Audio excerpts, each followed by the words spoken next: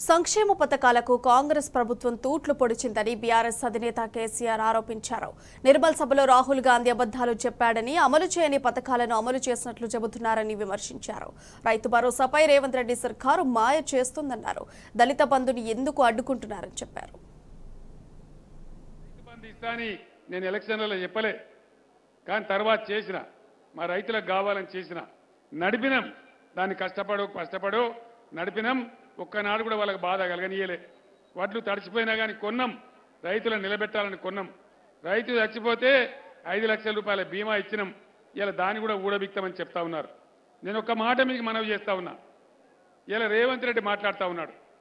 ఏం మాట్లాడుతున్నాడు? చాలా డేంజరస్ మాట. 5 ఎకరాలు దాటినోనికి రైతు బంధు ఇయ్యరట. 6 ఎకరాల నుండి ఏం చేసిండు? 7 ఎకరాల నుండి ఏం పాపం చేసిండు? తర్వాత పొలం దున్నినోనికే ఇస్తారట. అంటే ఎట్లా గుర్తుపడతావు నువ్వు? 2 నెలల దాకా దున్నుతారు పొలాలు, 2 నెలల దాకా నాటేస్తారు. ఏ విధంగా గుర్తుపడతావు నువ్వు? అంటే మళ్ళా అధికారుల దగ్గరికి పోవాలి, దున్నినట్టు సర్టిఫికేట్ తీసుకోవాలి. సర్టిఫికేట్ అంటే వాడు లావు అంటాడు, మళ్ళా లంచం ఇవ్వాలి. అంటే రైతు బంధు మొత్తం గోల్మాల్ చేసి ఆగమాగం చేసే కుట్రకి ప్రభుత్వం తెరలేపుతా ఉన్నది. 15,000 ఇస్తామని నమ్మబలికి ఇలా ఉన్న 10,000 కూడా ఇవ్వకుండా దాన్ని కూడా కింద మీద చేసే పరిస్థితి చేస్తూ ఉన్నారు.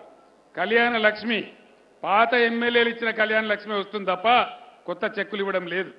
మునిపేల కన్నా గరీబ్ గారు రోగమో నొప్పి వస్తే ఎమ్మెల్యే దగ్గరికి పోతే వెంటనే సీఎంఆర్ఎఫ్ చెక్కులు వచ్చేది. ఇలా ఒక్క సీఎంఆర్ఎఫ్ చెక్కు కూడా ఇస్తలేరు. రేషన్ కార్డుల మీద సన్నబియ్యం ఇస్తామని చెప్పినారు కాంగ్రెస్ నాయకులు. ఇచ్చిండ్రా? సన్నబియ్యం వస్తున్నాయా? ఏది కూడా కాలే.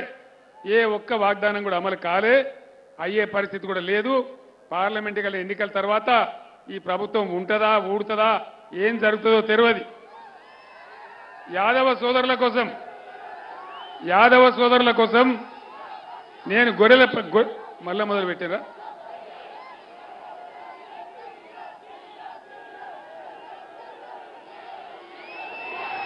యాదవ సోదరుల కోసం నేనన్నాడు గొర్రెల పంపిణీ పెట్టినాం.